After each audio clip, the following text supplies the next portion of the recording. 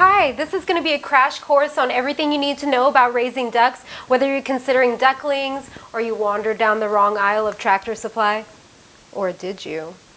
Or if you're getting yourself some big quacking adults, let's dive right into it.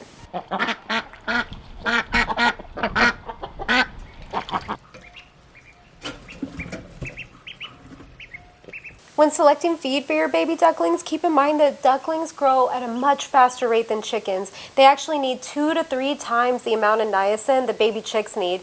If they don't get it, they can develop leg deformities or bowed legs, and it can determine the quality of the rest of their life. So if you're not going to select a feed that is specifically formulated for ducks, or there's some feeds that are safe for ducks and for chicks that have the niacin that they need in there, like we feed scratch and peck feeds, organic crumbles, and it's got it all in there. You can buy chick starter mash or chick starter crumbles, but make sure you add nutritional yeast into it. It's a great source of niacin, and it'll give them what they need, and you just mix it in there with their feed, and then you won't have to worry. Hitting its foot. Ducks are messy, and the ducklings are no exception. So you're going to be having to clean up after them a lot.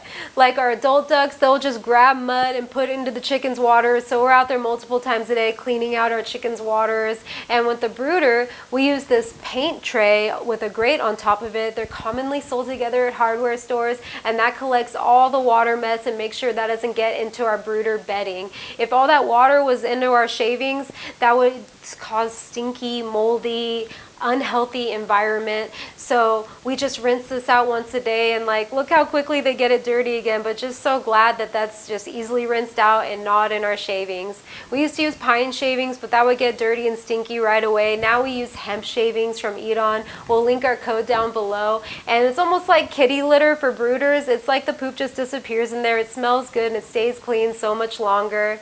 Just like with all baby poultry, they need heat when first hatched. You can't brood without a heat source. You can use a radiant style brooder or a traditional heat lamp like we have secured here to a 2x2. And you can Google charts online that say like what temperature at what age they need what. I find those highly inaccurate. I think it's best to just monitor their behavior. If they're far away from the heat source, go ahead and raise it. If they're getting really close to it, go ahead and lower it. You'll actually notice that baby ducklings wean off heat much quicker than baby chicks do. And now I want to talk to you about the feeder styles. So ducks with their big wet beaks, they like to eat and drink at the same time. If you use like a chick style feeder with little holes, then they're going to make feed cement. So you want like a feeder with big access style holes so they can easily get their big bills in there to eat. And with the water, when the ducklings are really little, we actually use this chick feeder as a water, and it acts like a duck guard. It prevents them from swimming in there, which will keep your brooder cleaner so they can just dunk their heads in there.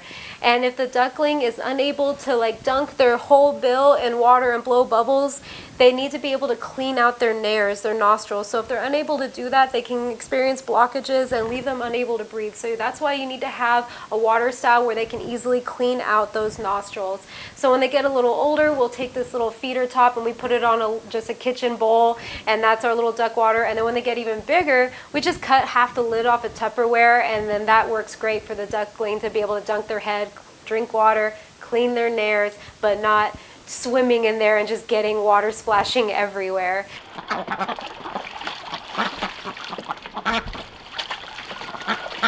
Can you keep chickens and ducks together? Absolutely. You can house them in the same chicken area. The ducks won't walk into a hen house type style up a ramp, but they can sleep under it. Or if you have a walk-in style coop, the ducks will just sleep on the floor in there. Ducks don't roost, with the exception of the Muscovy, but that's probably for a later video because the Muscovy is technically not a duck. But the ducks can either be housed with your chickens, or you can have your own separate duck coop. If you do house your ducks and chickens together, be prepared to be cleaning your chickens' waters at all times. And you may want to be careful of drakes. Drakes are the male duck. Drakes actually do penetrate when they mate the duck hens, and roosters, chickens, do not. So if a drake tries to mate a chicken, they can kill it. And now, not all drakes will try to do this. If you have enough duck hens, then the drakes will be preoccupied and might not ever bother your chickens. But this is on a personality duck by duck basis, and especially around spring when their hormones are going wild, you want to be constantly monitoring your flock to make sure that the drakes are not trying to mate your hens. and we do have a video of when that went wrong with us. But just make sure if you have an eye on your flock, you can prevent that or have enough duck hens. Think about, why do you want to keep ducks? Are they for pets? Are they for eggs? Are they for meat? There are some dual purpose breeds. Domestic ducks, they don't fly because they're so big and they lay a bunch of eggs, so you might want to consider those. Or if you want to be self-sufficient and have hatching ducklings all the time, domestic ducks aren't really good broodies. Maybe you want to keep yourself some mallards or Muscovy, which are hatching machines. Or if you want them as just pets, you know that we love raising call ducks. They hardly lay ever. They're literally just ornamental, and we love them so much. We love all of our ducks, especially our big silly cayugas that lay black eggs. Check out this video here if you want to see all about that. But you want to think about, what are your ducks for? My other favorite type of duck is the Muscovy, and if you live in the suburbs or a neighborhood where you're not allowed to have chickens or something, Muscovy would be a great option for you because they are quackless. Most ducks are super loud. Muscovies have a whispering quack and you can't hardly hear them.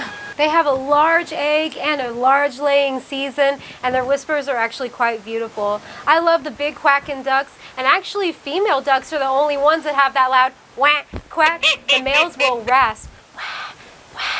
And that's actually determinative of their gender even before they get their male feathering with their tail curl and their beautiful green. If they have a dark head, you can tell their gender by their voice before their feathering when they're ducklings.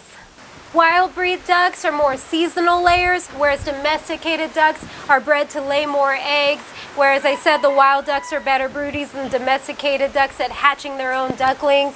And I see a lot of people online always saying that their ducks just lay eggs everywhere in the mud, they don't lay in their nest boxes. Our ducks, we have trained to lay in our chicken nest boxes, even our wild bred ducks.